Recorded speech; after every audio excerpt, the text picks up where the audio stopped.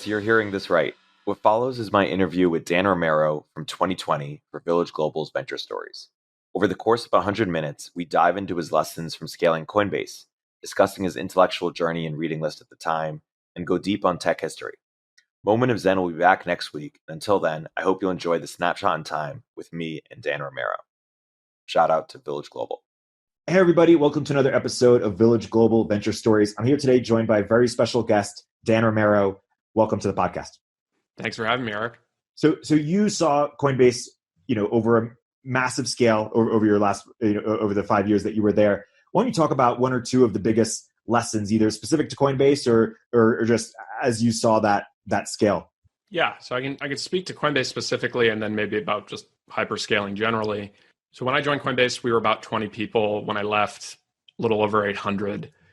And I think what made Coinbase successful, and I think a generally applicable lesson for other companies, is pragmatism.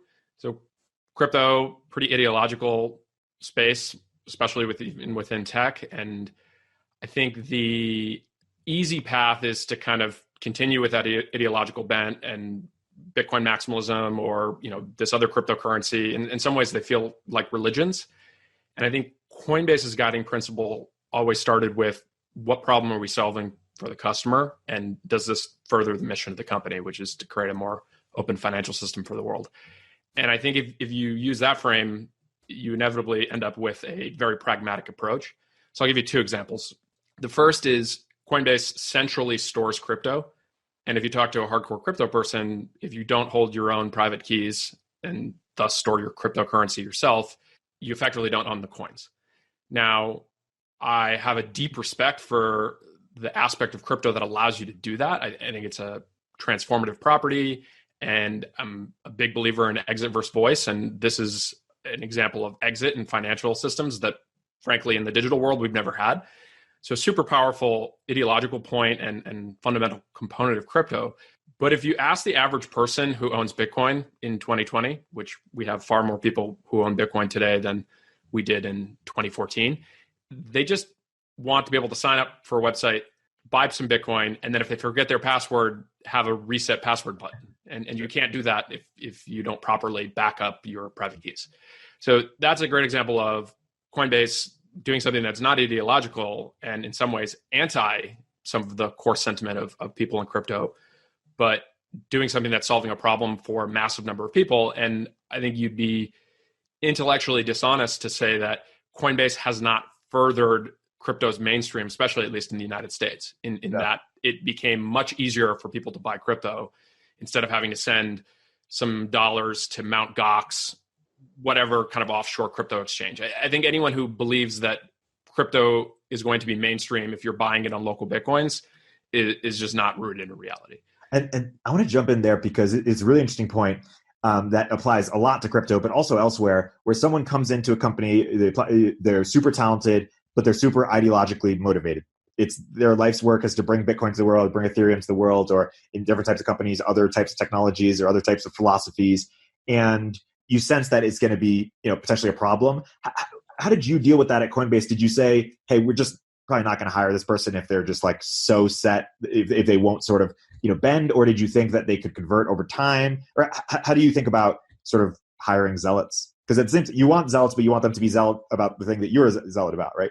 Yeah. So I think the passionate person who believes in the underlying component of your mission is a core part of what makes a mission-driven startup successful. If you don't have those people, you just have mercenaries. And in Silicon Valley, the labor market's tight enough that you're just never going to be able to keep talented people long enough, especially if you're not as profitable as Google or Facebook and can pay people at that rate. And so I think you do need to find those people, and to use kind of like a Keith Rabois, the arbitrage on talent, the person who's really passionate about your mission and the ideological underpinnings of what you're doing, especially in crypto, is an arbitrage opportunity, because that person is going to be willing to maybe take a pay cut, at least on the direct comp, maybe the equity compensation they believe in long term, to come and work on something that they're passionate about.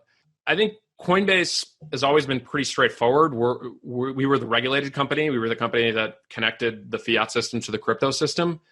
And I don't think you could have interviewed at Coinbase and not kind of gotten a sense that, yeah, we have a compliance department. We're not going to allow the Silk Road or any of that kind of activity on our platform. And so there's a bit of self-filtering that would happen there. There are definitely people in crypto who would never work at a place like Coinbase. But I think you also just have to constantly be tying what you're working on to the mission, right? So things Coinbase was working on that didn't connect to create a more open financial system for the world, and the harder core crypto people at Coinbase didn't feel like was contributing to that, they were going to be the first ones to speak up. And so in some ways, I thought it was a great check internally on making sure that we were staying true to our mission. And if that wasn't actually our mission, we should change the mission and make sure those people know so they can decide if they still want to be at the company or not. Any other lessons worth mentioning as you saw that massive scale? So I think the general scaling point, I think there's always going to be problems. And I give this advice a lot to people who are looking to leave maybe a Google or Facebook or come from management consulting into startups. I think the greenfield opportunities within a company are always more important and than just doing what your job is required. So if you're used to kind of working in a bigger company, you get assigned a project and you kind of have very clear OKRs and deliverables on trying to achieve said project. But at a startup, and especially one that's going through hypergrowth, there are just so many things that are on fire, broken, have never been done before. There is no process. And my advice to people is if you actually really want to go and work at a scaling, fast growth startup, the key for success is doing your job description and then figuring out the things that should probably be under your job description that no one else is doing, which one of the reasons I think I get a little frustrated with the whole meme around like, working hard or so many hours in a week. I don't care if people want to work 40 hours a week or work 80 hours a week. And I think definitely at some point there's a diminishing return to the amount of hours you work. But I think anyone who thinks working at a fast growing startup is a way to also have good work-life balance is deluding themselves. Like fast growing startups, like they don't wait around for your 9 to 5. Like they're always on. Things are potentially breaking in the middle of the night. And I think people should just go in eyes wide open and decide, is that something for me? If not, you can go work at Google and be pretty comfortable there and not have to worry about all those issues. But I think fast growing startups require a level of commitment. And you can argue that maybe employees aren't getting as much as the founder, but it's a free market. So you can go choose to work somewhere else. So that's just my general kind of piece of advice and viewpoint around hyperscaling is there's always just effectively an infinite amount of work to be done. And so I think that it really, really requires a mentality around, okay, I'm going into this and I'm going to put a lot of effort in. So you spend 5 years at Coinbase and then you leave. And in between thinking about what you want to do next, you're sort of on this self-learning journey of autodidacticism. Why don't you talk about how you've structured that or what your goals have been through that or any learnings for people who are also taking that time to do that? Yeah, it's actually been a point of contention between my wife and I because I have specifically said that I'm trying to not have structured goals with this process. And I think she makes a valid point is that it kind of seems aimless and maybe you should have some high level goals. And so I think I kind of have goals. I think the primary goal is follow my curiosity. I think generally when you're busy working at a job or startup or school or whatever you're spending your time doing, sometimes you just have a very limited amount of, not sometimes, you inevitably have a limited amount of time to spend on following your curiosity. And I think of myself as a curious person. And for the first time in my life, I've had a little bit of space where I really can wake up and say, today I want to read about the healthcare system in the United States and what are the primary cost drivers of that and go deep and not feel like I have other work to be doing. I think I've always been a big reader. So grew up reading anything I get my hands on. I loved reading the newspapers growing up. So I grew up in a household where we got the Boston Globe and the Wall Street Journal. So kind of grew up learning to have like a varied information diet. I think the other thing that's important to me generally, and I think that the self-learning process over the last year and a half has been useful for, is intellectual honesty. So I really can't stand when I feel like people are being intellectually dishonest.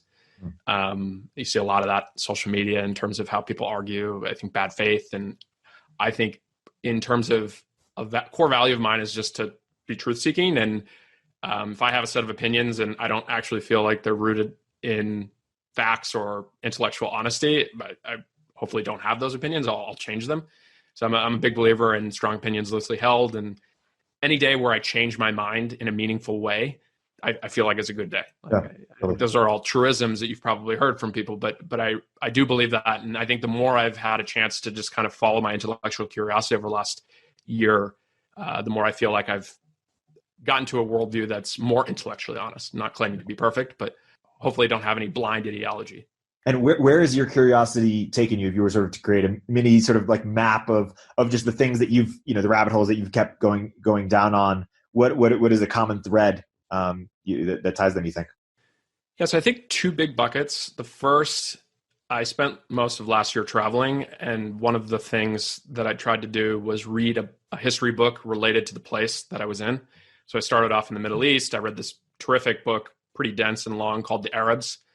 And I thought that was a fantastic overview of just the history of the Arab people across a bunch of different countries, kind of starting from the 1200s through the modern era.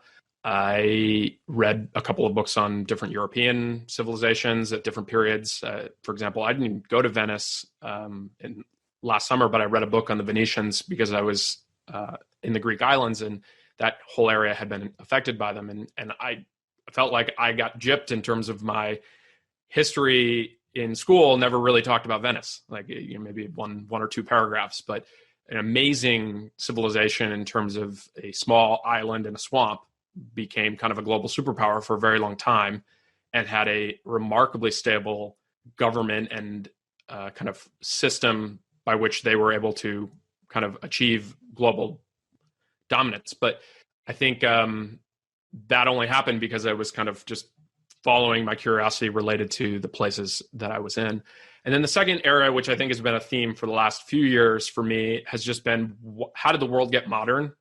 And so I think that's kind of two subcategories of what are the contributing things to happen pre-1500 and then post-1500, kind of what are the outputs there. So I think I've read 10 or 12 books at this point.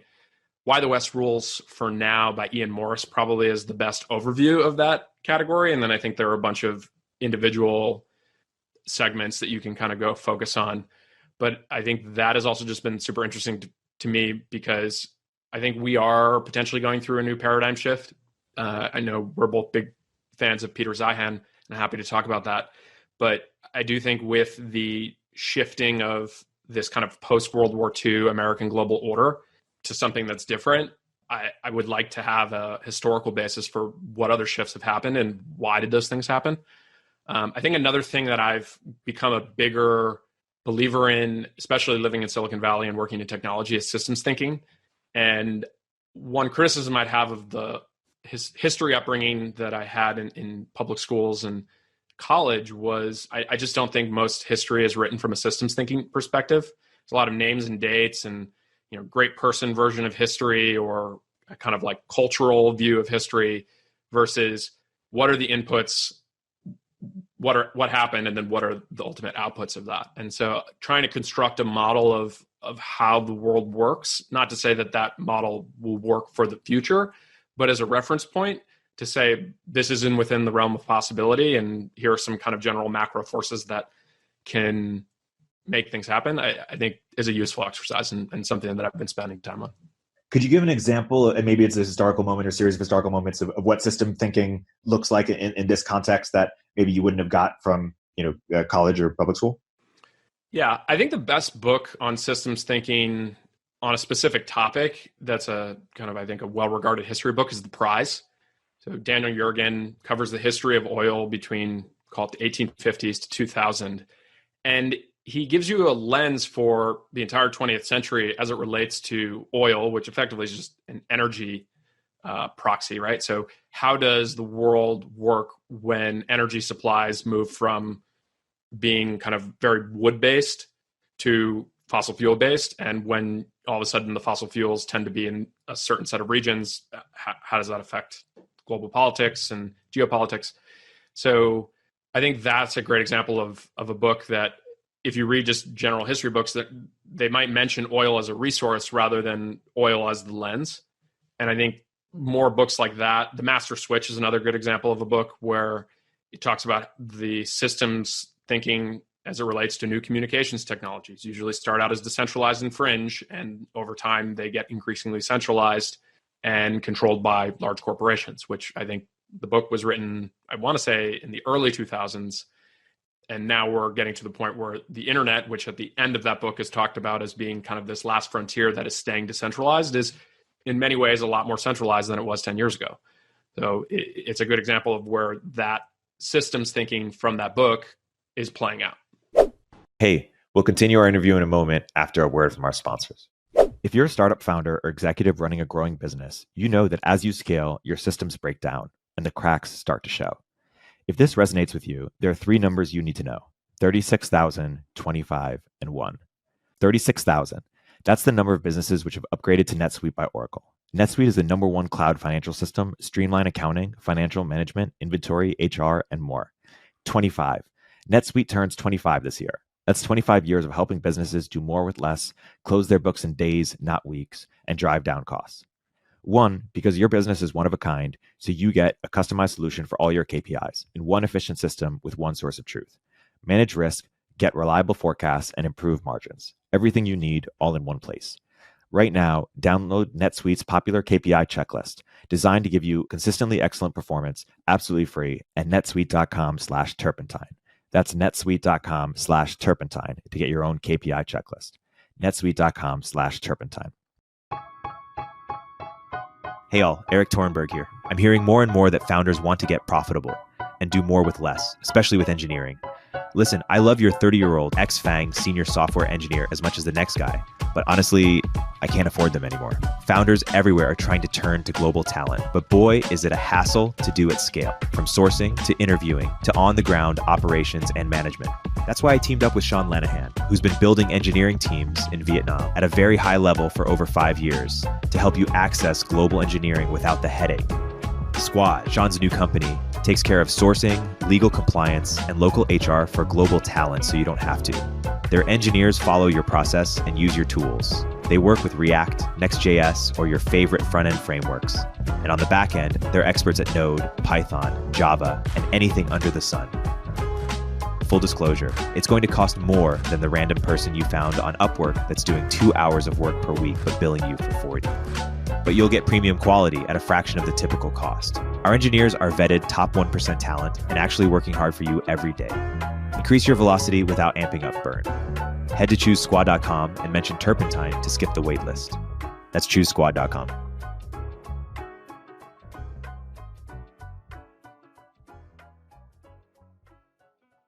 I want to get to Zehan, but before we do, you mentioned you could split up sort of between before 1500s and after 1500s. Like, talk about why that split is important, and maybe the TLDR for why the things were before the 1500s.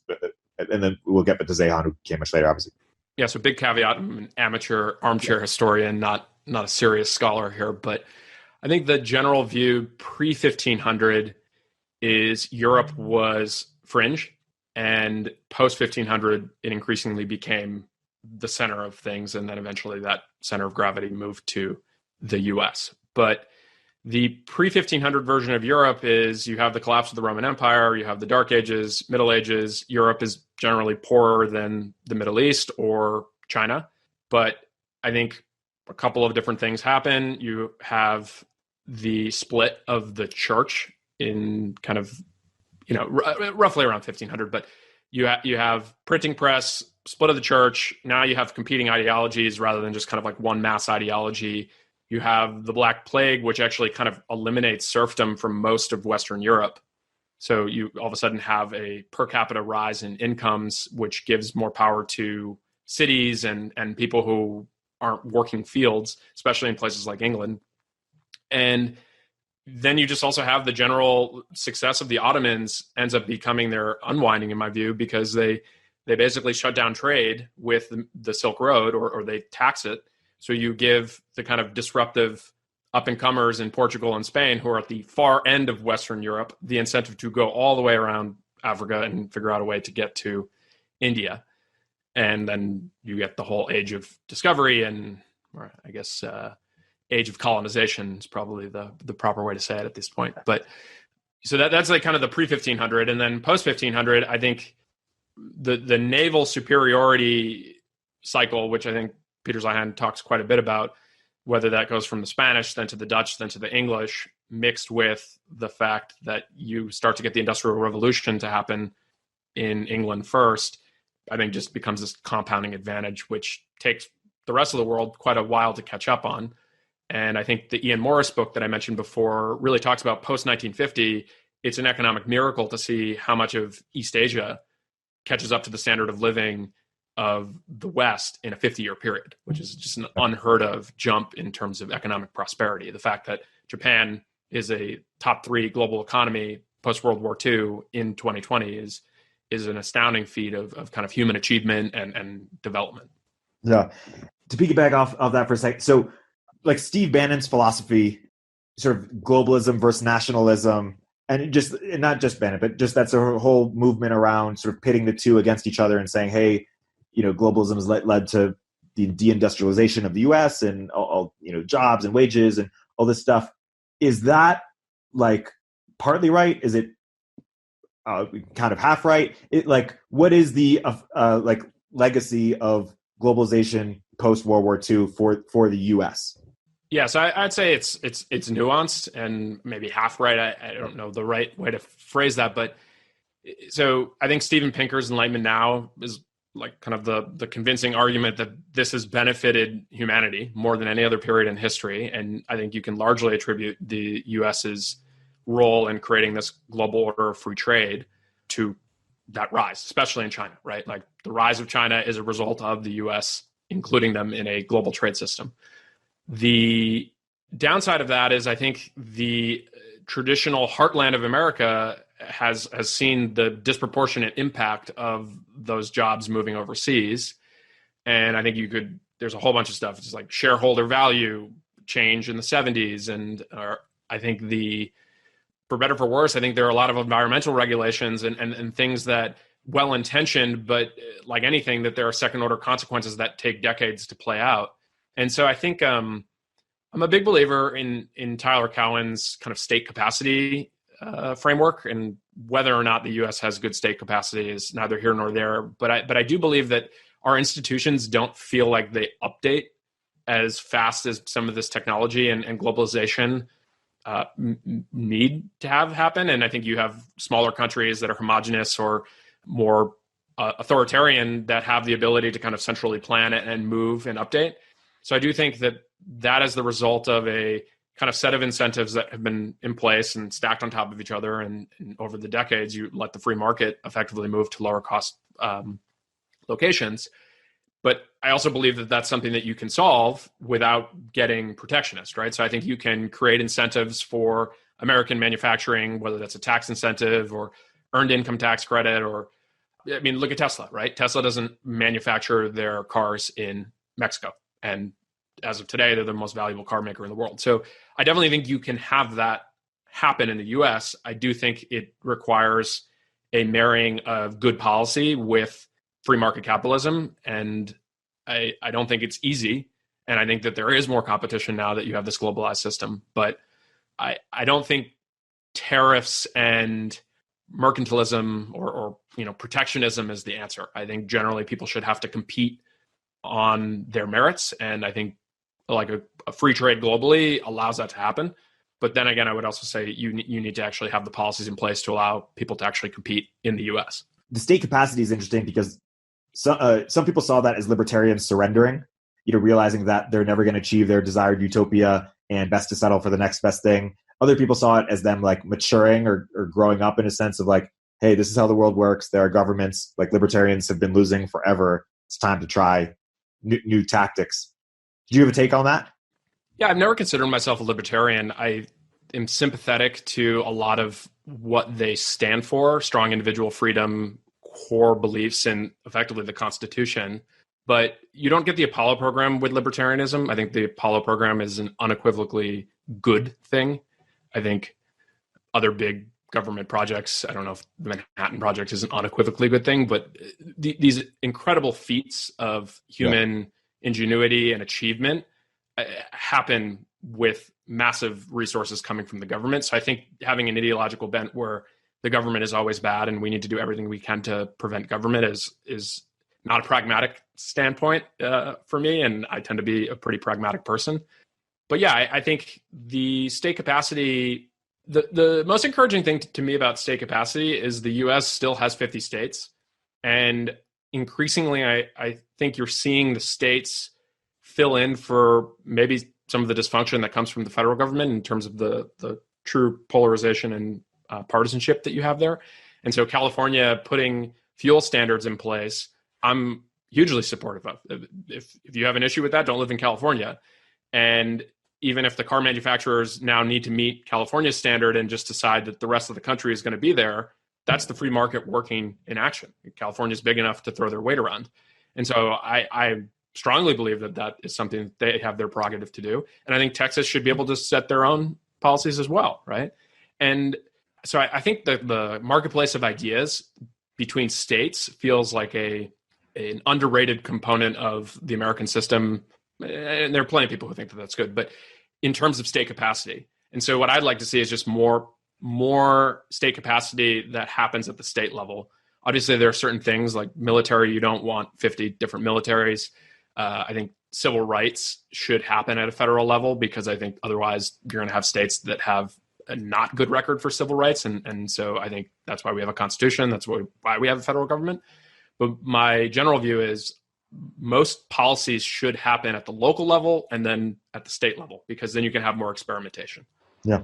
So let's get to Peter Zeihan on a bit. He talks about, he makes predictions for the future. He also has his story about why things have turned out the way they have. You know, Jared Diamond is another sort of writer who has his own take on why things have turned out the way they have. Maybe just starting with there. So Peter Zeihan focuses on geography, demographics, and energy. In his book Accidental Superpower, in terms of explaining how things got to where they did. Do you basically agree with his take, or do you have any differences of his historical take for how things turned out the way they did before getting to his predictions? Yeah, so I think the thing that I agree most with Zeihan's approach on is that he takes big macro categories that drive how the world works. He breaks them down and then uses that for the analysis that he's going to do on a country by country basis. So I think really strong on demographics. I think he's really strong on energy. I think geography, he's rooted in facts on the geography side. I'm not as much of a geographical determinist as Zeihan. I think a good example is he loves to talk about the US and all the navigable rivers, and then loves to talk about how Mexico is the complete opposite in terms of having terrible geography. And I think Mexico is a top 20 economy and does really well. So I think, and he wouldn't not say that, but I think that there is a component where I think humans are pretty resilient, and even despite bad geography, they can succeed. So I hesitate to be like a true geographical determinist. But if you are a country that doesn't have a lot of oil and the world's still powered on oil for the most part, and you live 5,000 miles away from most supplies of oil, that's a reality that you just can't wave a magic wand and solve through policy. So I think that is the core part of his framework that I most agree with. And especially when his original book came out, it was in 2014. I didn't read it until a little bit later. But he talks about this order set up after Bretton Woods by the U.S. And at the time, I would have told you that the TPP, which the NAFTA equivalent for the Pacific, was an unequivocally good thing because it's free trade, and that was kind of my belief set, and it was definitely going to go through. And to write in 2014, which means he was writing in 2012 and 2013, that actually the way it's probably going to work is the Americans are going to veer more towards populism, and you're going to see those kind of deals, TPP, NAFTA, even something like NATO, which I just always assumed was going to continue to exist. Like, why wouldn't it? I think Zeihan questioning those institutions through his framework was a very eye-opening moment reading his book. I just, and going back to this idea of intellectual honesty, I realized that I just been kind of fed that Yeah. these institutions, NAFTA, TPP, NATO, for the most part, are great and will always exist. And I think seeing someone come at it with a set of tools, the demographics, the geography, and approach it pre-2016 and get it right, I think is really impressive. So someone I want to pay attention to. I've read his other two books and kind of have been paying attention to what he writes since. Yeah. I think the one area on Zeihan that I disagree with is I think he, on technology, is very focused on the military, which I think there are good and bad components to that. The U.S. obviously has a quite dominant military, spends more than I think the next 6 or 7 countries combined. But I think there are definitely weak points in the modern era where there's a good book that I recently read called The Kill Chain by Christian Brose, who was a former McCain staffer.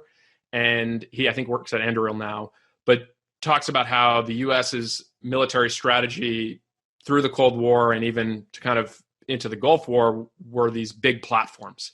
So kind of fighting a traditional war with tanks and planes and battleships. And his point is that, the Chinese, for example, have really been investing in technologies that can specifically deny access to the US based on these kind of like big, slow platforms. So kind of making an argument that the US should be moving more towards a nimble, tech-driven military that I think that generally when Zeihan talks about military competency, he maybe kind of stays at a high level or it feels a little bit more previous era. And I think he's more knowledgeable about that area than I am, but that would be kind of like one example. And I think the second one is COVID is a great example of something he really doesn't talk about in his book. And I think so far the US is underperformed relative to the rest of the world, at least from a kind of like coordinated response. I think the death rates are empirically better than places in Europe. But if you kind of look at a country like South Korea or even Japan, right, which has kind of taken this hands-off approach, but cultural norms keep people wearing masks. I think some of that is a good example where Zeihan's like very deterministic point of view doesn't seem to be working. How do you think he sort of treats, culture on the one hand, or even just like quality of institutions or governance setup on the other? He kind of doesn't focus on that as much. I mean, he'd say that the geography creates the institutions. And I think in my reading, I found the more compelling of the arguments around institutions as it relates to kind of institutions on the political side and then on the economic side, why nations fail is a better framework. So I like to think of myself as I take things from Zeihan that I like, and then I take things from that book and put them together to kind of give a mental model for how the world works. And I think that the high level on that book is you have economic institutions and political institutions. They can either be inclusive or extractive. And you either get these vicious cycles of extractive, and the country fails or stays poor. And likewise, if you have inclusive economic institutions, inclusive political institutions, it creates something like the US, where you increasingly feel like you as an individual can get ahead in society. Now, that's not universal, and obviously there are a bunch of different sets of circumstances, but it's the high-level pitch of that book, which I tend to think is a good mental model. Yeah. So how would your sort of difference in view from Zeihan encourage you to have different predictions? The 4 countries he's excited about are Japan, Turkey, Argentina, France. He's bearish on countries that have thrived in the world, so China, Germany, Russia, and some others in the Middle East. Would you have some different interpretations based on your sort of different underlying worldview than Zeihan of some of these countries or one of these countries? I don't think any specific differences on a per country basis. I think he's far more informed on the country side of things than I am. I would say COVID, again, is a good example of that's a factor that's not in his book, that it's going to change things. And so you have to kind of deal with the outcomes of that. And so to maybe Taleb, that's a black swan event. So you have to be able to predict those things that are not as deterministic. And so I think blind determinism to a set of things like demographics, energy, geography is not necessarily the best way to model reality. I think it's a pretty good way to model reality, but I definitely think you need to have nuance in there and be able to kind of consider other factors. Yeah. And if Zeihan was around in sort of like I don't know, the 1930s or something, or whenever appropriate time before sort of Russia went, hard into communism, could he have predicted it? Or because you said he thinks geography determines institutions, like, is that something he could have foreseen, the way that, Russia would have evolved? Not sure. I think Russia's story, I have yet to come up with a good systems thinking way to model why Russia went communist. I think the easy answer is that you have a great person in history type situation with Lenin and a set of events that happened. But I don't think, there are some economic conditions, but I don't think that the average person in Russia was pining for communism, at least the version that Lenin implemented. And certainly not what Stalin ended up doing. But I think, I think it's hard to predict that. I do think under the Zihan framework, you do see the U.S. continuing to grow, especially post-discovery of oil and the emergence of automobiles and planes and oil-powered ships. I think becomes clear that the U.S. is going to have an advantage, at least over the European countries where most of them don't have oil co-located with their country. Right. I want to transition because you've been reading a lot about communism recently. You've done a deep dive there. Why have you done that deep dive? What has fascinated you so much about it? And what have you learned, or what has been surprising during that study? Yeah, so I think one of the things post 2016 that I've noticed and frankly been surprised about is this emergence that socialism is the kind of answer to a lot of America's problems. And I realized, going back again to this idea of intellectual honesty, I didn't have a very good grasp on the core tenets of what is communism, why has it happened, where has it happened, what have the outcomes been. And so I've just tried to educate myself on it, and so I could have a better perspective.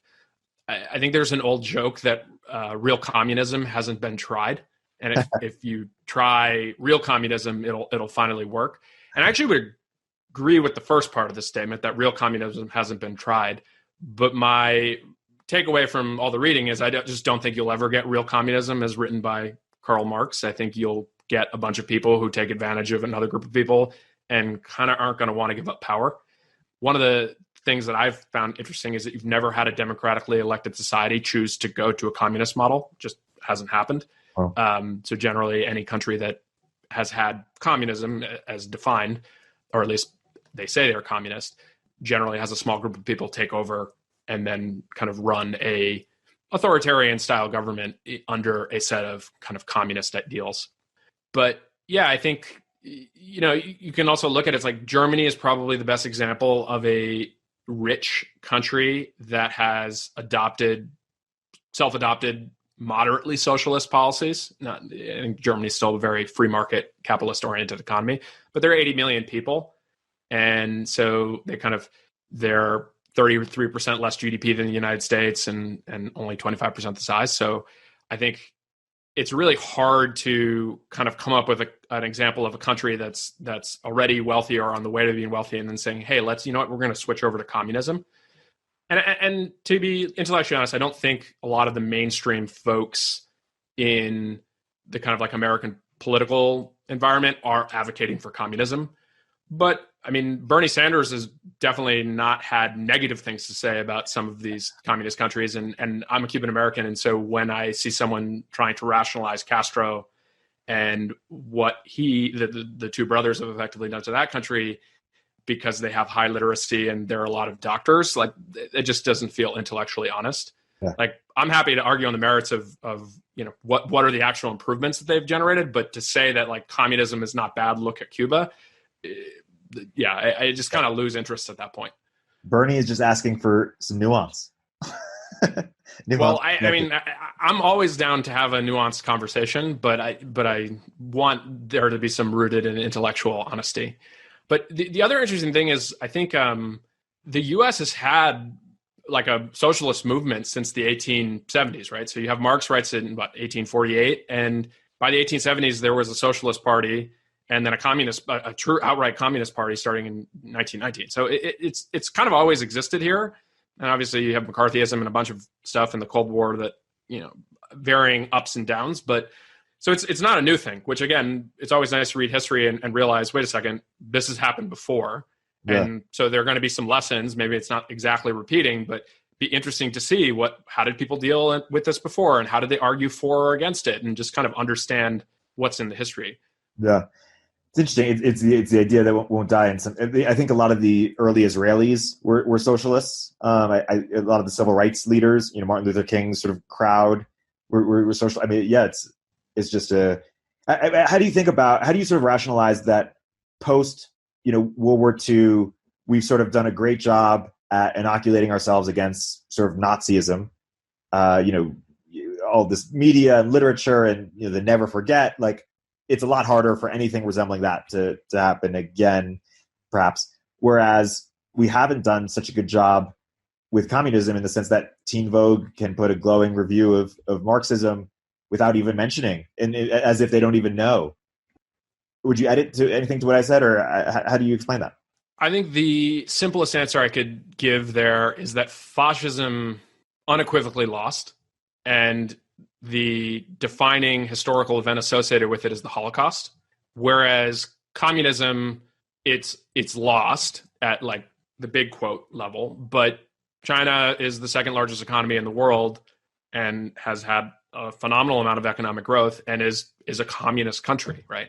And so whether it's actually communist on the technical merits, and neither here nor there, but I don't think you've had a definitive it has failed moment. And I just also think that in the US, you're always going to have an argument around, should we be more state-driven or less state-driven? And that's like a fundamental argument. And you have Europe, which on average, a lot of these European countries are more state-driven, so more socialist, right? So now you're on this spectrum. And I don't think anyone's arguing, I mean, some people I'm sure are, but the average moderate person is not arguing we should be communist. But the argument is, should we be more state-driven in terms of our policies, right? Should the healthcare system be run by the government, or et cetera? And I think my interest in it was, I actually just am ignorant on socialism and communism. Let me get more educated. And I think where I've found myself is, okay, that's a good historical reference, but let's actually spend time in the 21st century. Why is healthcare in the US not working? Right. Yeah. And like, what are the primary drivers of that? What does the left think in terms of how to fix it? What does the right think in terms of what are the areas of overlap? So I think the history is useful, but at the same time, like, I'm also a person that's rooted in the present. And did you do that overview in healthcare? Can you tell us what the left wants, what the right wants? Is there overlap? Why is it so problematic here? I think both sides want to reduce costs, because the U.S. spends, I think, 17% of GDP on healthcare, and the next highest of like kind of an industrialized rich country is, I think, want to say Switzerland, which is 12%. And our outcomes, other than maybe cancer, are not better on average. Now, on the high end, I think you still have plenty of people all around the world, when they really get sick, wealthy people, they will come to the U.S. to get the care. Yep. But I think both sides can say that the U.S. system is really inefficient. And so I think that there are market-based solutions on the right that people are really excited about. And I think on the left, people are saying, why don't we just consolidate this under a European or Canadian style model of just kind of having, Medicare for all. And I think the challenge with healthcare is American policy, once put in place, is very hard to unwind. Is FDR gave a wartime benefit as a way of getting around wage increases to effectively unions to allow them to offer healthcare to their workers. That tax benefit has never gone away. I want to say I saw something, it was like an $800 billion a year tax benefit. So like a lot of people think like the mortgage interest tax deduction is, I think that's $200 billion. So you're the single largest tax cut for anything is healthcare. And so to take that away, I think it's deeply unpopular. And so thus you don't have this kind of like clean cut solution. Whereas a lot of these European countries put their healthcare into place after World War II, when they were rebuilding their countries physically. Yeah. When you look at sort of like the middle class or middle lower class in America, that sort of the populist movement talks about as being sort of hollowed out, is, they talk about jobs going overseas or being lost to technology. We also talk about costs not decreasing in the way they should. Is for the average person, I'm not talking about San Francisco, but in the middle of the country or the South, like, are their biggest costs also sort of housing, healthcare, and education, or what are the biggest costs that they might have? I don't have a specific data-driven point of view there. I would imagine the general Baumol's cost disease, which Alex Tabarrok at Marginal Revolution has done, Why Are the Prices So Damn High? I think everyone should read that. I think that generally drives a lot of cost for people. I think the hollowing out of the middle class is a result of you had this huge economic boom post-World War II where someone who had a high school equivalent degree could get a decent job at whether it's a factory or wherever, and probably a pension. So you had a kind of free market system taking care of that. And then as things kind of unwound, especially post mid 70s, you really have never had anything come back to solve for that. And so I think, now you have things like the gig economy, but I think that the root issue is the world today requires a lot more education on average for a kind of modern job. And I think our education system has pushed people to go to college, which I don't actually think going to 4 years of $50,000 a year university and getting a communications degree, and I'm an English major, so I feel like I can say that, but I don't think that's the right choice for most people to take a massive amount of debt, because no one wants that degree anyways, right? It's like the degree is a signaling mechanism that you were able to commit to something for 4 years and actually finish it. So I feel like there probably should be more efficient ways to do that, given that most people probably don't need to go to kind of an academy-like setting for 4 years and do something that's really not rooted in the rest of your life, right? Like most people aren't writing papers the rest of their life. Yeah. And so that's why I'm really excited about things like Lambda School, both in their practical impact, but also just in the idea that, hey, and this goes back to a point I made earlier in the conversation around institutions, let's rethink some of these institutions for the 21st century. Because an institution that worked post-World War II in the American global free trade order is not necessarily set up for the internet era. Yeah. Let's segue into another time period that you studied quite a bit. Talk about Nixonland. You read that book. What were the biggest takeaways there, and how did that sort of update your mental models? So Nixonland is something that I've been spending a lot of time thinking about recently, given kind of all the current events. And I think the book is a profile of Richard Nixon, but really a profile of the 1960s. And there's time before the 60s, and then obviously towards the end of his presidency. But I think there's just a lot of similarity between the 60s and today. And obviously I was born in the late 80s, so I did not live through that period. And to another theme I've talked about, my high school history education, or kind of standard American history education, had certain components of the 60s and others I don't think they covered as well. And I think this book is just incredibly detailed in terms of going through each year and everything that happened and laying out primary sources and both sides of the argument. I think the author is a relatively liberal person and is not afraid to point out when Nixon does something, really well, or, is very clever. I think the other thing that I changed my opinion on was, I think Nixon generally has just been considered a bad president, right? Watergate just kind of trumps everything. And I think he is a much more nuanced individual, flawed individual for sure. But some of the policies, like taking us off the gold standard and opening up relations with China, I don't think are just so, cut and dry. Obviously, there's environmental regulations, price controls, like things that are just not your standard Republican versus Democrat. And so I felt like I just got a better understanding of how he was thinking about things.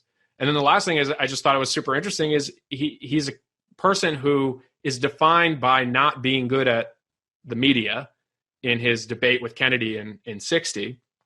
But most people don't realize is that come 68, he had this young guy named Roger Ailes working on his campaign who fundamentally understood the media. And obviously, look at where Fox News is now. And that person knew how to use the media as a tool and was effectively really, really good at using the media. So I think, again, it's just a little bit of like getting underneath a macro narrative that you're just taught and being able to come to opinions on a person and a period of history for yourself based on more primary evidence rather than just kind of what narrative you're told. And it's interesting because you're reading that book, 50, 60, more than 60 years after Nixon was president, which is interesting because if you think about, it's hard to tell a president's legacy once they, when you're sort of in that time period, when you think about Trump, when you think about Obama, even Bush in some degree. 50 years from now, like, what is the criteria by which we determine a president's legacy, and any president, 50, 60 years after? And without saying, good or bad on any individual person, are there any sort of non-obvious moments that you think will be, celebrated, not even celebrated, but just addressed more than they are, or be more important to where we are, decades from now than get credit for now, perhaps, or discredit? I think about that in two ways. So the general history book bias, at least traditionally, is the kind of great person of history, which flows into this idea of great power struggles and US versus China, US versus Russia. And so the set of policies, especially foreign policy and kind of internationally focused, a given president is doing, I think, kind of maybe is overweight on average.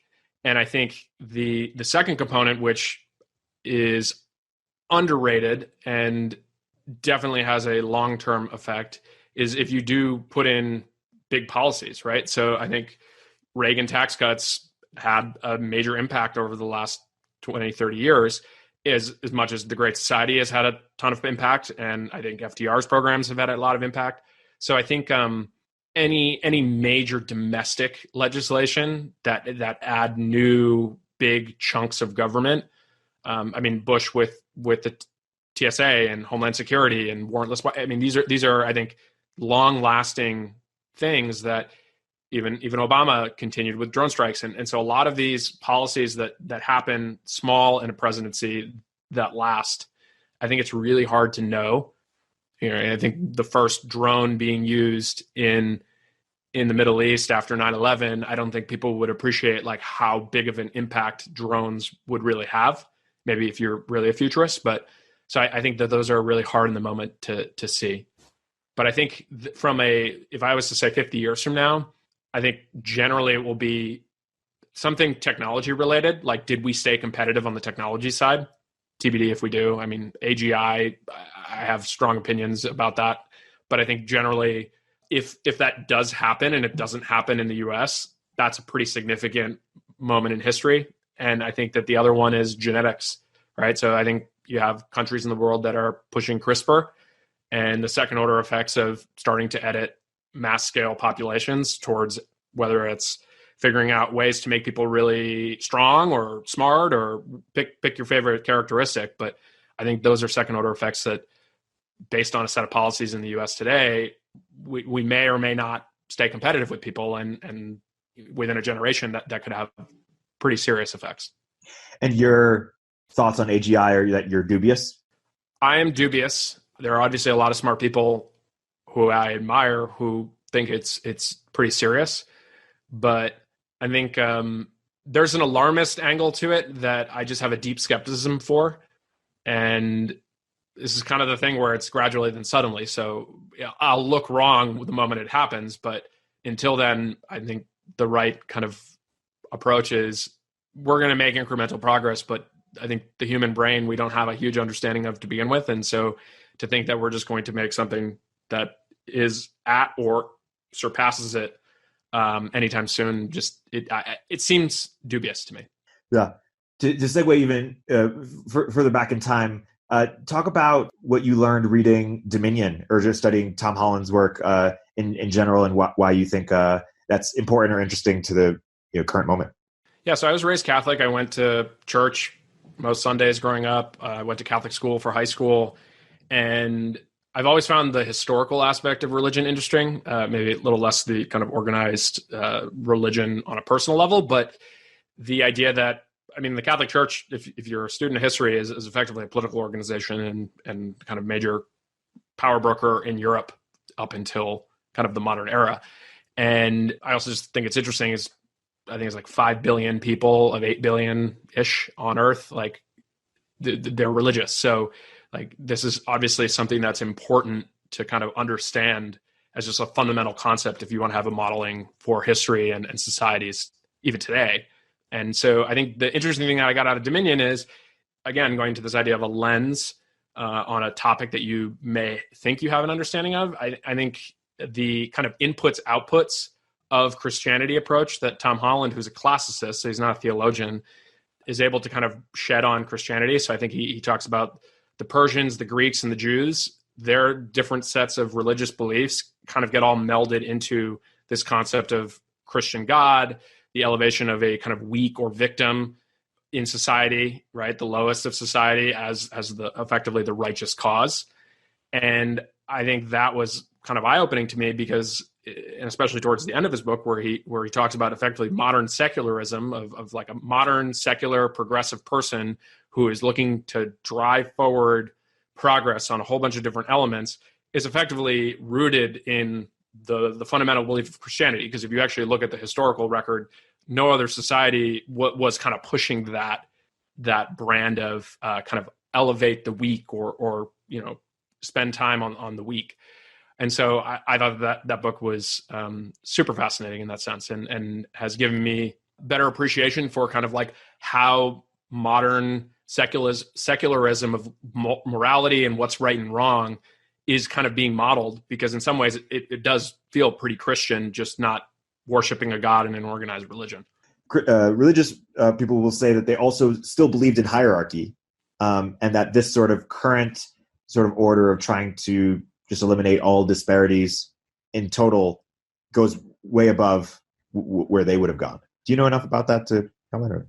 I think with the split between Catholicism and Protestantism, you started on the path towards individual version of Christianity, right? And to the degree that you get rid of the God component with Enlightenment and just general science, then what you're left with is I get to determine what is right and wrong, but what society thinks is right and wrong is rooted in religion, because especially in the US, it's so much of society and morality is rooted in a Judeo-Christian heritage brought over by the first people who came here, or at least the first Europeans who came here. And so I think the idea that hierarchy, I think, started to go away as soon as you had Martin Luther banging the theses into the door in Wittenberg.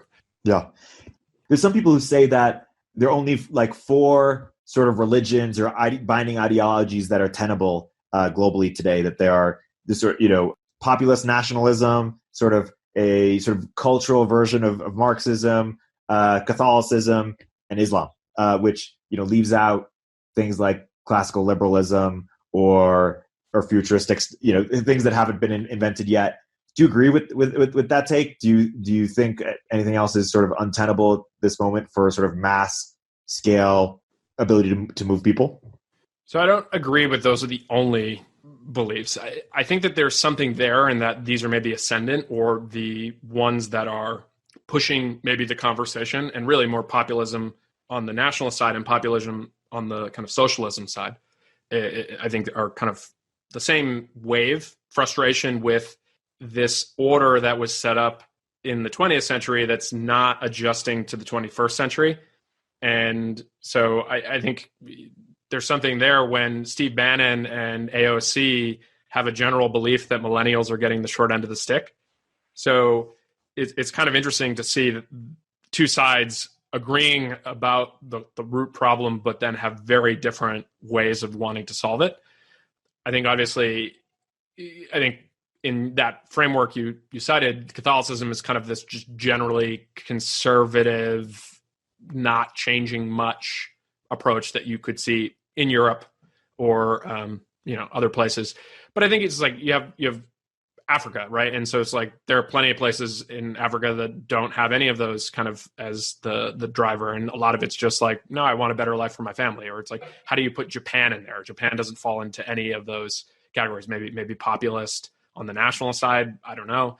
So I don't think it's the only 4, but I do think it's an interesting frame to say, what are the primary drivers of history in 2020? Like what are driving the kind of events forward?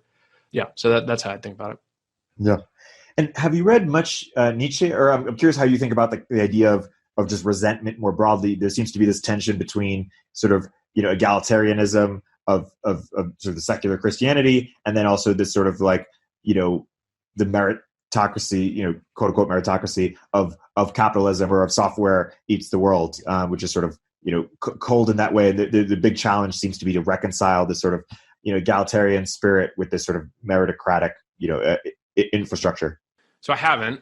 So let me just start with that. But I think the best way to merge those two in my mind is a quote Naval has said before, but I don't even know if it's his, but whoever said it, I think it's quite smart, is I'm a communist with my family, I'm a socialist with, my friends or kind of community. And as you move up to the levels of government, you get more and more kind of anti-government, right?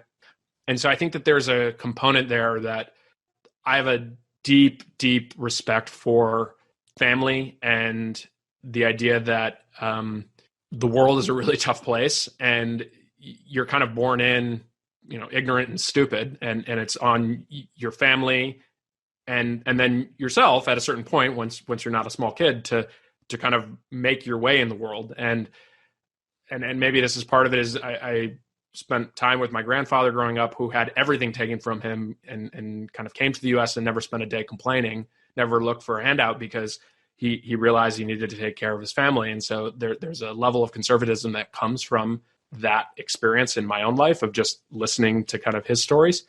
But I think the radical accountability for people on an individual basis is a strongly held belief I have.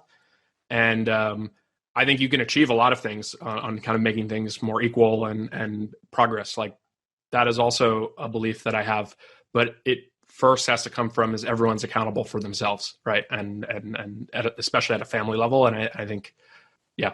Yeah, I was listening to this great history podcast called Martyr Made, and this podcast host was talking about sort of the tension between sort of the extended tribe and the state, and sort of the stronger the state is, the weaker the sort of extended tribe is, but maybe the stronger the the state is synonymous with sort of small nuclear families, but maybe not so much with sort of extended villages that try to offer sort of state-like services. And there's sort of this interesting sort of tension and potential competition there. Yeah, I mean, I think my philosophical view of the state is best when it is preventing violence between people. I think I just have a modeled belief of reality as the world is very tough.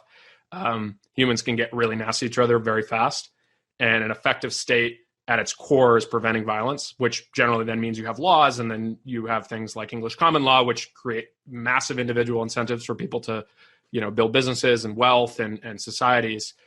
So I think what's super interesting about the general George Floyd protests right now is you have one side saying we want to prevent violence, and then the other side of the coin is you have police who are literally there to prevent violence. And so I think, more reasonable heads would realize and kind of be working very deliberately on how can we actually achieve both there? Because if you get rid of police, you end up with the occupied zone in Seattle and people getting killed. And if you have too much police, then obviously there are bad impacts from there and you have other people getting killed. So I think the minimization of violence is actually something that I've learned and deeply respect about Peter Thiel. And it wasn't necessarily obvious, but in listening to some of his podcasts and interviews where he violence minimization is actually a big driver in how he sees the world and what outcomes he wants. And it's something that I had never quite considered, but the more I think about it, I strongly believe with that is how can you create systems in government and societies that really do minimize violence in a way that's balanced, right? Because you don't want to veer one way or another, because you don't want to live in a police state and you don't want to live in anarchy. So there is a Pareto optimal. I don't exactly know where, but yeah. Yeah. Just take Peter Thiel for a second. Is there anywhere that you have sort of difference of opinions with Peter, or maybe to ask a different question about him? Why do you think he's so misunderstood, or how do you explain sort of the sort of animosity towards him, or just sort of how he's viewed, or maybe how he will be viewed in the future? What do you think about that? I think he's generally conservative. So you're going to find people who don't like conservative views are going to take issue with him if they're, again, not necessarily being focused on intellectual honesty or good faith. They kind of say, oh, conservative bad. So that's one component of it. I think exacerbated the Gawker situation. I think didn't win him any friends in the press. And I think the Trump thing is a real thing. I do think that the world feels pretty polarized on President Trump. And I think he, in backing him publicly, did not do himself any favors with, call it 50% of the population. So I think that those two kind of events, to not like focus on that, because I think there's probably other set of reasons, but I think those two events make Peter Thiel, when someone hears Thiel, they think of negativity right away, rather than a maybe more nuanced approach to say Peter Thiel's not right about everything. I don't think anyone's right about anything, but there are definitely things to learn from someone who has been so formative in some of the most powerful technology companies that exist today. Yeah. One of his most favorite books is The Sovereign Individual, which has also had a big impact on the crypto community more broadly. Do you have a take on some of the ideas in that book, particularly sort of looking outwards? You were talking about the state as having a monopoly on violence. That book predicts that the state will have increasingly less of a monopoly on violence as the individual, through technologies like cryptocurrency, has quote unquote the ability to defend like a nation state can. Obviously, that's an exaggeration, but what's your take on sort of some of those ideas or the culture that's emerged from that? I agree with the macro component of that book, where technology is very empowering for the individual. And again, another important belief, I believe fundamentally in the right for people to have encryption. I think it's a misguided policy to create secure technologies with backdoors, because inevitably they'll get hacked, and then bad actors are going to have freedom to do whatever they want with our kind of otherwise technological systems, right? So I think that technology is very powerful for the individual and worth fighting for, especially in a country where we hold civil liberties to be pretty important, right? And so I think that's important. I don't buy into the radical transformation of society argument. I think I'm a little bit more Taleb in that I think old things last very long. So Lindy. And I don't know, I feel like I know enough just like very kind of like mainstream, normal American people, like where I grew up in Massachusetts, and my general kind of social network. I have people like that who aren't these kind of techno-futurist people. And I just don't see them adopting that. And so maybe we get to a 1984 type scenario, and I'm completely wrong there, but my general sense is things move pretty slowly in terms of human behavior. So I think like smartphones, we didn't really have them 10 years ago or 12 years ago, and now everyone has one. That moves fast, but people are still kind of fundamentally the same. Like I don't think we've had major behavior shifts from the fundamental of, are people nice to each other? Are they mean to each other? Do people want to take care of their families? Do they want their kids to be better off than themselves? I don't think we've had like fundamental universal changes to people's belief systems.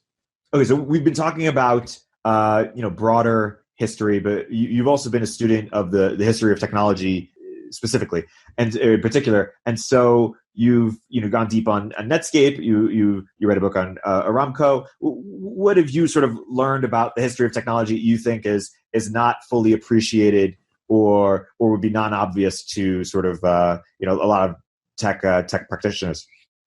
Well, I think one obvious thing, or at least a reasonable number of people within tech, is a small group of determined people can change the world pretty fast with technology. It's the beauty of the leverage that you get from it. That's a case in Netscape. That's a ragtag group of people, and they weren't even long-term commercially successful, right? Like public company kind of kicked off the dot-com boom, but the enduring legacy of Netscape is we have an open web today, despite as much centralization as people want to talk about. Is that wasn't a guaranteed thing. I think there was a world where Microsoft and AT&T and some of these large corporates had closed networks, and that was much similar to the previous communications technologies. The master switch, I think, does a good job talking about radio, telegraph, telephone, and the other huge thing that Netscape provided that I think people underappreciate is encryption. So it baffles me, actually, more people don't know this, but maybe it's not surprising. In the early 90s, encryption was considered a munition, and you could not ship software with strong encryption. So the idea would be you can ship software. You can send the Netscape browser to someone in Germany, but you need to have encryption that the NSA can break.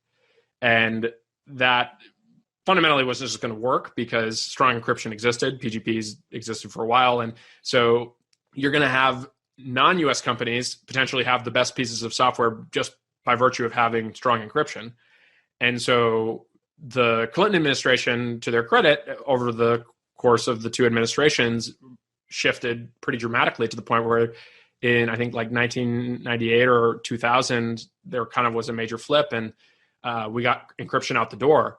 And I always say this, but if it had happened a year and a half later, there's no way strong encryption would have ever been legal for individuals to be able to have access to, or encryption without backdoors after 9/11.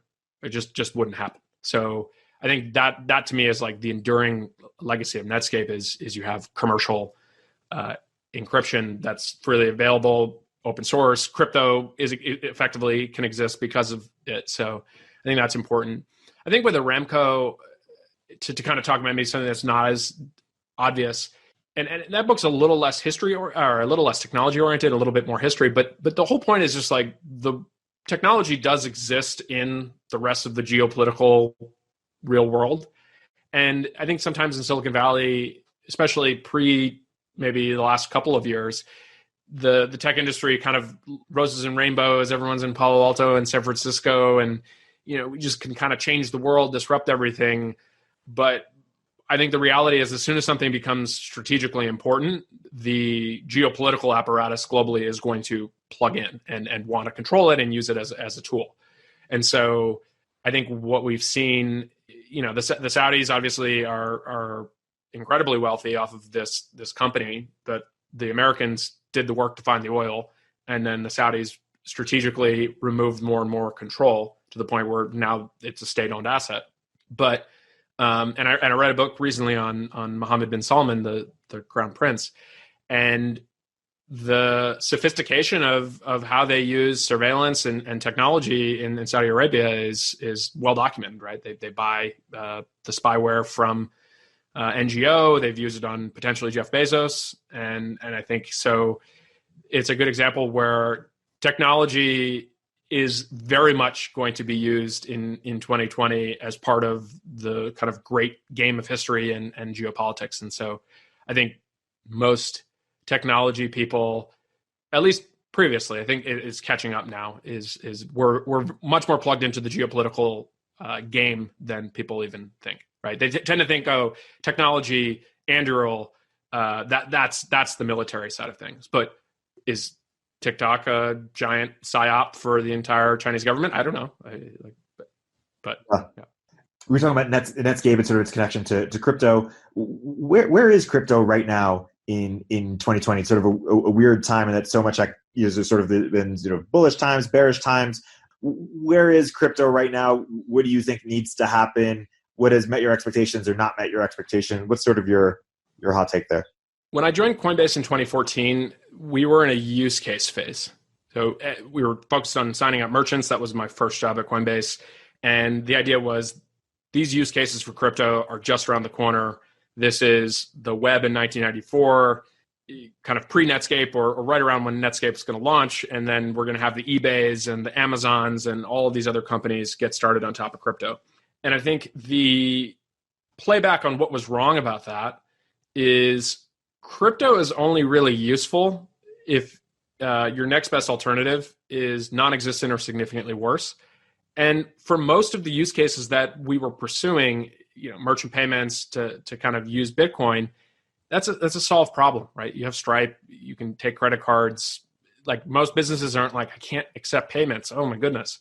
And then the situations where that was happening, a lot of them were either gray market or illegal. And so you have things like Silk Road and gambling websites. And so the use case thing didn't pan out. And so I think that there was this trough between 2014 and 2017 where people were pretty disillusioned with crypto and the promise of this kind of new digital money for the internet. Mark Andreessen wrote a post, Why Bitcoin Matters, in 2013. I still think it's an excellent post, but a lot of the stuff that we talk about in that post haven't necessarily played out yet.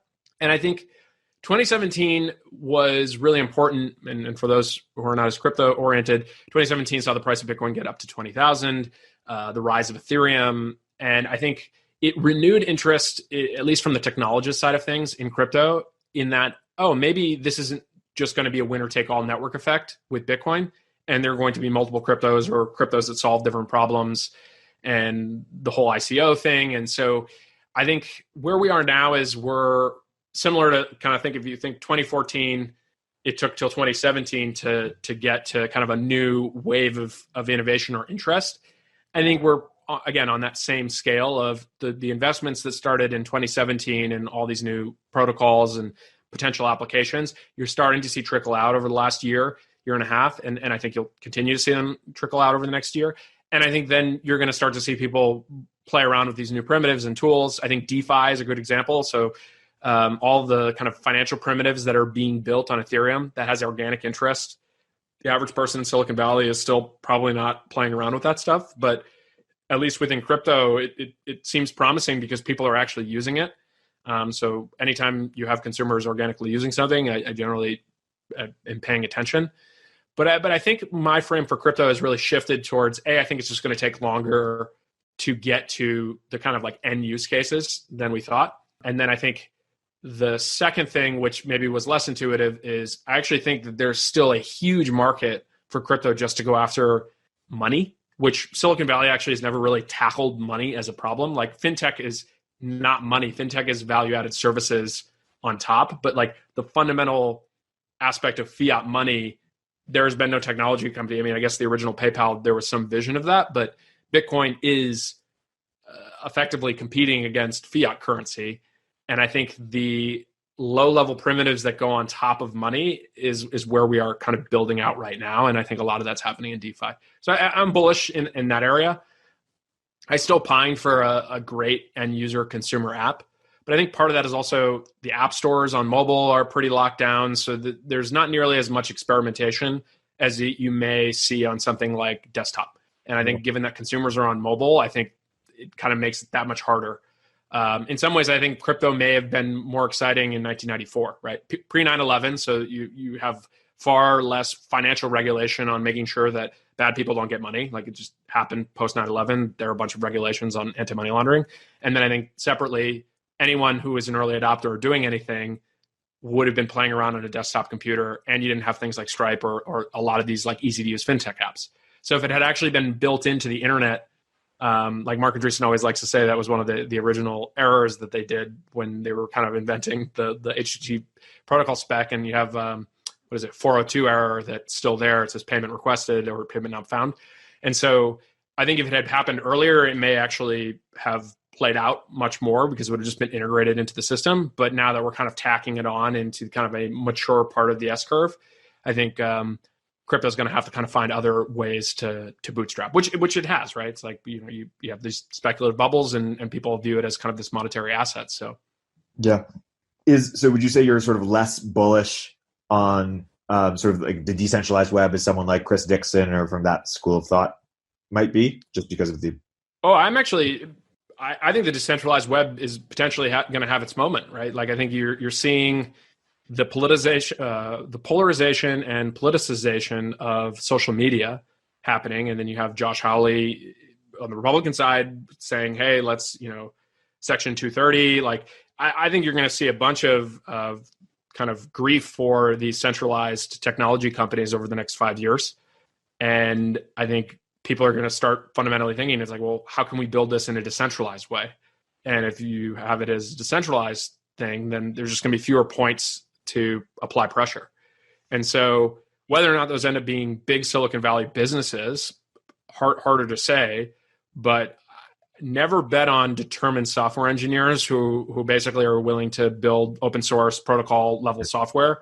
Like I will always want to bet on them winning because to the point of the sovereign individual, technology is a very, very powerful force. What's going to be the use case that's going to, or just what more broadly is going to bring prediction markets mainstream? So I think I tweeted this the other day, but prediction markets is the original reason I got into Bitcoin. Jerry Brito, who runs Coin Center, which is an advocacy group for cryptocurrency, and he used to be attached to Mercatus Center, still maybe. He wrote a paper about derivatives and future contracts and prediction markets. And Robin Hanson has spent a lot of time looking into that. And so that's always been something that's super interesting to me. It's kind of like an infovore, someone who's always interested in news. I think polling is generally not a great way of capturing stated versus revealed preference versus, to use another Taleb, skin in the game, where now people are putting money. And I think then you're going to get like what people really believe. So I've always been interested in prediction markets. That paper comes out, I read about it and talks about how potentially using it with Bitcoin. So got really interested in Bitcoin and ended up at Coinbase. Fast forward, we now have 4 or 5 prediction markets that exist on Ethereum, built in a completely decentralized way because it is a regulated service in the US. The CFTC has very strong opinions about new potential derivatives contracts. Binary options are how most of these prediction markets work. That's a regulated instrument. So I think the thing that's stopping the adoption of prediction markets are, one, it's hard to run a great consumer company like a Coinbase in an environment where you can't even go get a license. You're not going to get a license from the CFTC to allow for kind of user-generated binary options. I just don't think it's going to happen. So I think more likely it's going to happen where someone overseas or outside the US builds a protocol that anyone permissionlessly can interact with. Ethereum ostensibly will continue to be legal, so people will be able to use it. But I think the challenge there is you're going to then have just a higher user friction to sign up. So you're just going to vastly reduce the number of people who, if it had been easy to use like a Coinbase or Square Cash or one of these apps where you can just easily buy Bitcoin, then you would have a lot more people at least playing around with it. But the moment you're like download MetaMask and try to send some Ethereum here and like just you're going to lose too many people. And then I think that contributes to the second point where I think a lot of these markets, they just lack liquidity. And having learned something about running specific markets for currency pairs at Coinbase, if you don't have liquidity, like you're just going to have all these problems. And so I think first I would try to solve the user experience component of things. And I don't know how you do that, given that it's basically illegal to do in the US today. And then I think the second component is making sure that the set of markets that the person is first interacting with have sufficient liquidity that you can actually kind of engage. There's a reason most bookmakers illegally in the US, when they do sports betting, do it as a kind of bookmaker style where they give you odds because liquidity is hard, right? And so if you don't have enough people on both sides and pricing is there, then any given bet is going to just move the market too much. So I think those are the kind of two main issues with prediction markets in 2020. Segueing into predictions more generally, you're someone who likes to make predictions, sort of analyze your predictions, and you mentioned to me that your 2020 predictions seem somewhat off. Now, of course, most people who could have predicted COVID and the effects that's had, and other things that have emerged too. But how do you sort of generally think about predictions? What have you learned by making predictions, and how do you think one can make better predictions? So I think my model of predictions has shifted over time. I think expected value is definitely the way I try to think through things. So think of everything as kind of there's a distribution of potential outcomes, and you just have to have a sense for what do you think is likely to happen, what are the potential upside cases beyond that or the downside cases beyond that, and then kind of try to gut sense of like, okay, what do I think the most likely if I weight everything together? And I think 2016 actually really accelerated that for me, where I was blown away to see. So Nate Silver is someone I respect and I think has brought a lot of data-driven journalism to the kind of electoral process in the US. And empirically, I mean, he's been very good at predicting most races. But I think what was super interesting is watching the coverage of his model for the 2016 election, where when I think it was 90% for Hillary, 10% for Trump, like that's just like a fundamental misunderstanding of how a model like that works, where there are 10% chances. So if you run that model 100 times, 10 of those times Trump is going to win. And so if you just think about that, like, of course there's a chance that he's going to win. But I think the idea that, because it was 90%, that means there's no way Trump would lose is effectively how the coverage from that, it just kind of made me think more about like, how do I actually think about my prediction models generally? Am I a very binary person where if it's more than 50%, then I'm basically saying this thing is definitely going to happen. And so I've become less certain in my predictions, but in terms of just trying to model things, try to think through like what's most likely. And so I think on 2020, it was a presidential election year. So I'm kind of going by the James Carville, it's the economy's stupid. You have an incumbent president who most likely is going to have a good economy, like he's going to get reelected. And the pandemic hit that prediction like freight train. And so I was like, okay, well, I felt good that I was kind of ahead of the pandemic. Our mutual friend Biology really convinced me early in January, or I guess late in January, that this would be pretty serious in the US. And so I kind of was like, okay, I'm telling my friends and family, like, make sure you're stocking up on food, like take this seriously, it's going to come. And then sure enough, March comes and we have lockdowns. And so I was like, wow, okay, I actually was ahead here. And then I think the pandemic revealed two things that I completely modeled incorrectly is one, the stock market. So I actually relatively been more cash heavy, just thinking that the economy being at all-time highs, there was going to be some correction at some point and I wanted to take advantage of it. And so when things started coming down in mid-March, I kept thinking, well, we're only 20% or 25% down. It's just going to keep going, right? Like if we lock everything down, the economy is going to come to a halt, which it did, but the stock market went in the opposite direction. And so that was a complete miss on a prediction. And I think there's a blog, LT3000, Lyle Taylor, he's done a fantastic job kind of breaking it down. He called his shot in March and then afterwards said, this is why I think. And the kind of like TLDR on that is that there aren't many good alternatives for people to go put their money right now, given that you have zero interest rates and the concept of unknown unknowns, right? So when the coronavirus lockdowns first started, people did like, what's going to happen? But as people got more confident in, okay, we think that a virus is going to, or a vaccine is going to take about 18 months on an expected value basis, the market was able to start pricing things back in. And so I missed the opportunity to grab things at the bottom rather than kind of trying to model things from first principles. And I think the second thing is the lockdowns. Is I was very in favor of the lockdowns up front. As they started to happen, I was, okay, this is good. This is going to reduce the number of people who get COVID. But then they became this kind of perpetual state because there was no real plan, it felt like, to actively reduce the transmission vector. So as soon as people opened up the lockdowns again, you're going to get more people with cases. So it became this kind of like, okay, well, if we don't actually have a plan, then the lockdown that shuts down the economy doesn't make a ton of sense. And then we've gotten to a point now where it's like politicized, where it's like, if you went to X, Y, or Z event, we are deciding that that is the way to get coronavirus versus going to A, B, or C event.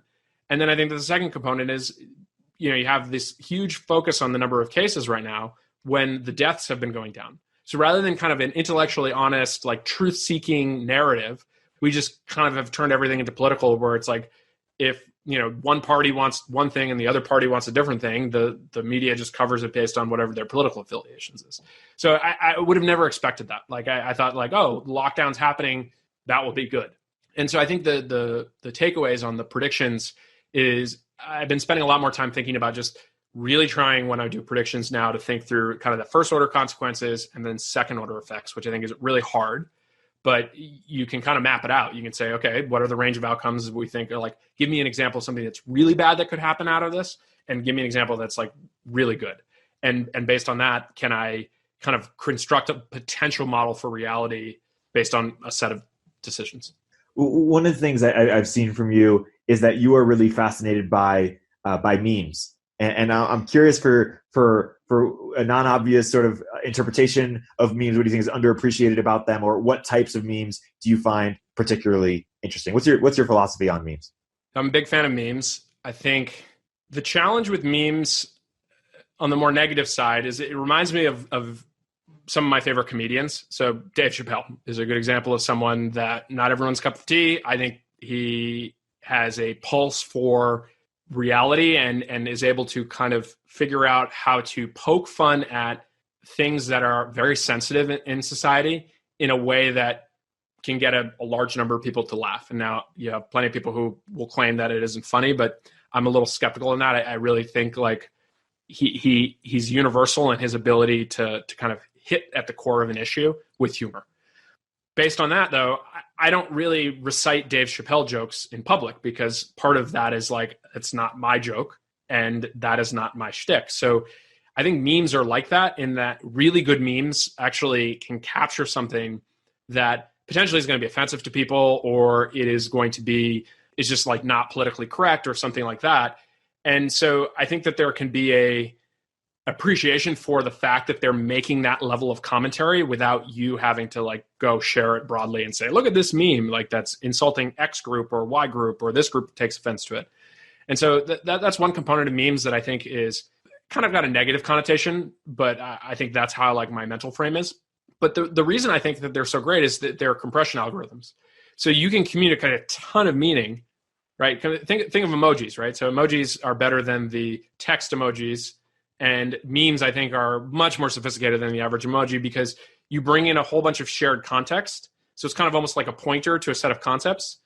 And I also think that in some ways they are, and maybe this is a hot take, is like, I actually think they make people smarter, because a good meme, you have to understand the actual message of the meme, but then the underlying construction of the meme.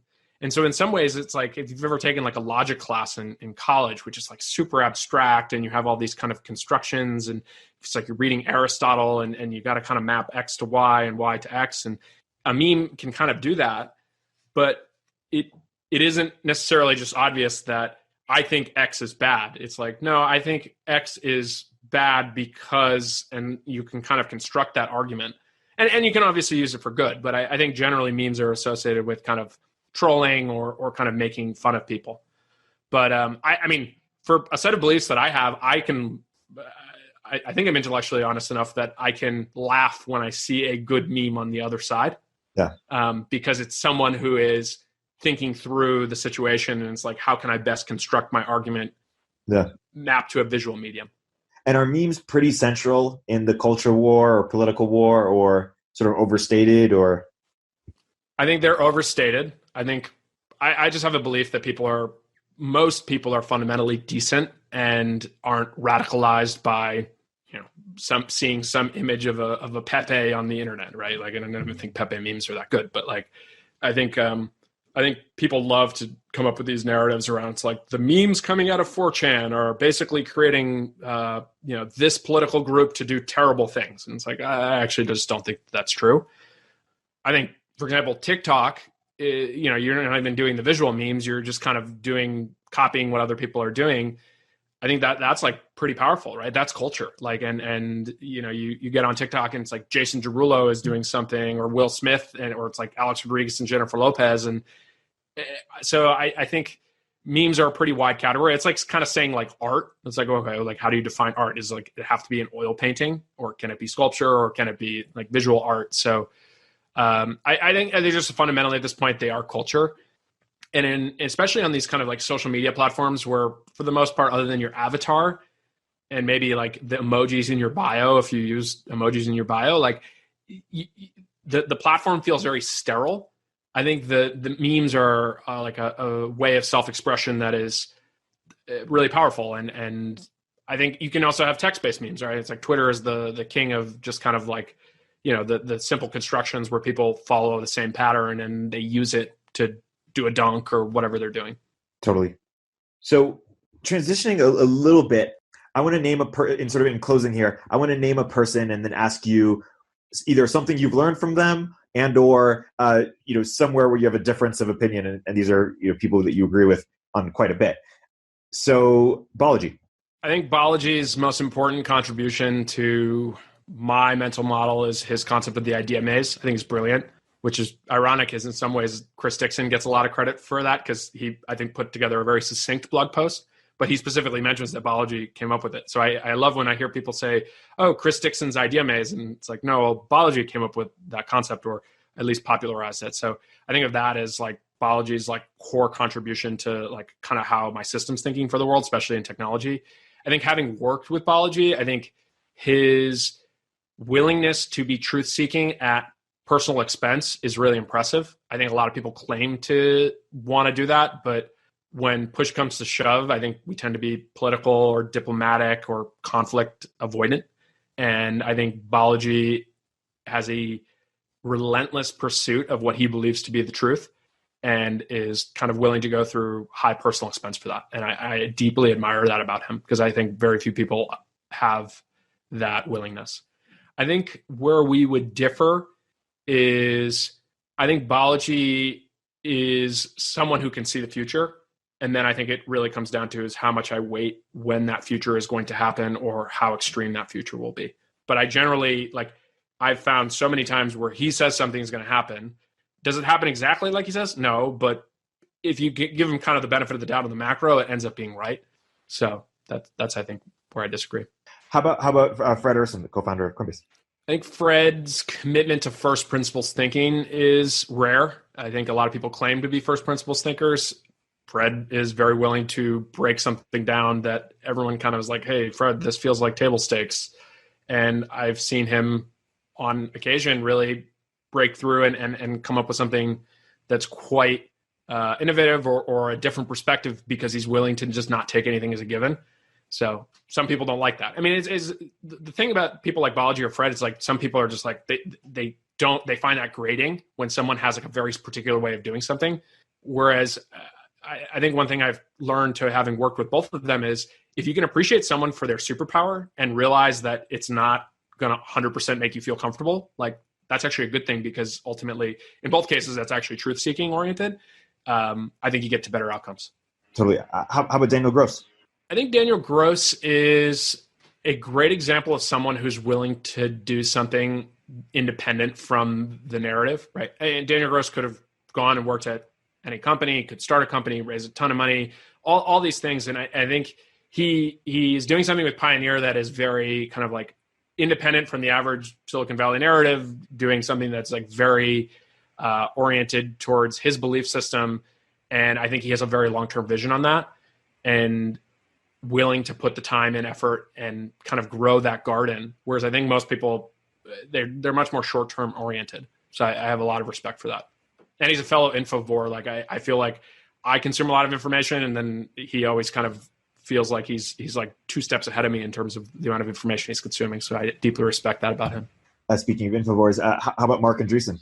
I think Mark, to go back to the kind of the technology mental model, the only thing that matters, I think, is the single best blog post on how startups work. Like anytime I'm investing in a company from an angel standpoint or just giving someone advice about thinking, I always send them that because I think fundamentally what makes Silicon Valley great is it's not the kind of like, let me restart that. The thing that makes Silicon Valley great is the growth that happens in companies that have hit all 3 things in that post. So you have team, product, market. And when you nail that, and his point is that the market is the only thing that matters. But when you really get all 3 right, you get something truly special. And I think that's the magic of Silicon Valley is you have so many companies that have nailed all 3. And that's why you just have these nonlinear, huge outlier outcomes that tend to happen there compared to other places. Totally. Who have I not mentioned, or who's the hero that comes to mind, or someone that you've learned a lot from, or taken a mental model from that comes to mind for you? I think 2 other kind of just like, if I was to say heroes, I think intellectually, and we've discussed this before, Thomas Sowell is someone who I deeply, deeply respect. When I was in 8th grade, my 8th grade history teacher gave me this book for winning a class competition, Basic Economics by Thomas Sowell. And that felt like the first time someone was kind of giving me a set of narrative violations, to use the Jeff Lewis phrase, around just kind of like, hey, think through things from an independent perspective on inputs and outputs, empirical data, not from emotion or feel. And that's not to say that's the only way to think, but it was pretty radical for me at the time. And I've been a fan of his for my entire adult life. And given everything that's going on right now, I think Thomas Sowell is a person that I kind of go look to whenever I'm kind of looking for a person who wants to kind of explain things based in reason and fact. And so he's deeply, deeply influential in kind of how I view the world.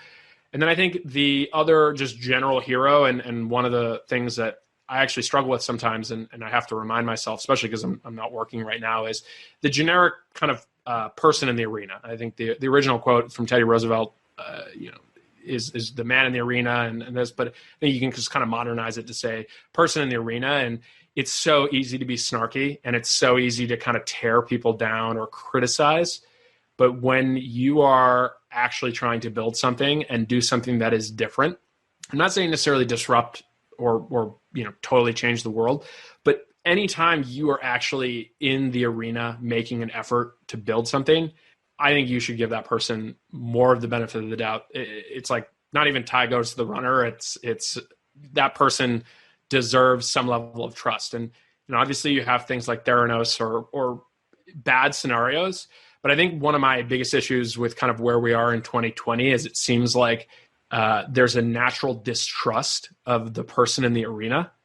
And that is incredibly frustrating to me, having been on the other side, right? I didn't start a company, but I feel like 20 to 800 people, I was along for the ride, at least in terms of building. And so I think this bias towards doers and builders, to use the P. Marca essay, I think is a thing that I wish existed more in society today. And part of that is I also just think zero-sum thinking versus positive-sum thinking. And it's like, let's grow the pie. Let's not fight over the pie. And I think Elon Musk is a great example of this. Elon Musk is not a perfect person. I don't think he would tell you he's a perfect person. Do I want to emulate every aspect of Elon Musk? No.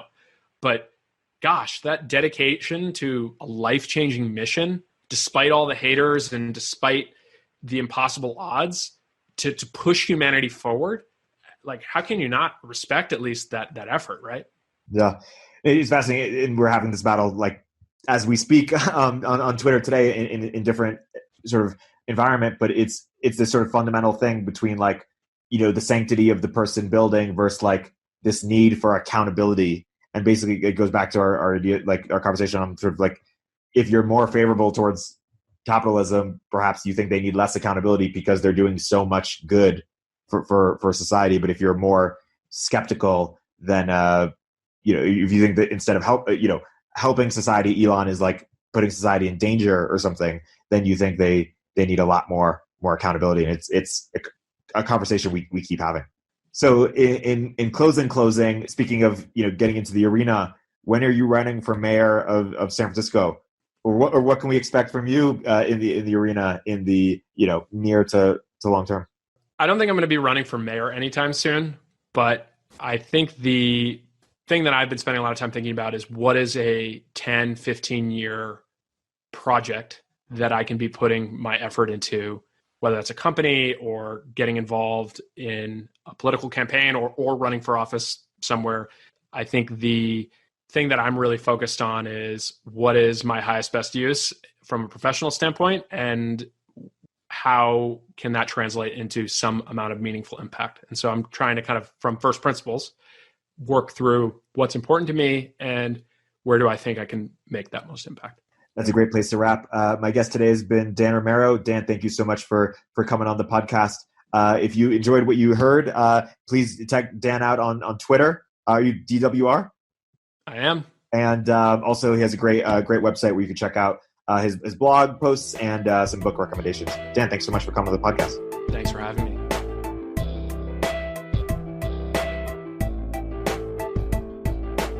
If you're an early stage entrepreneur, we'd love to hear from you. Check us out at villageglobal.vc.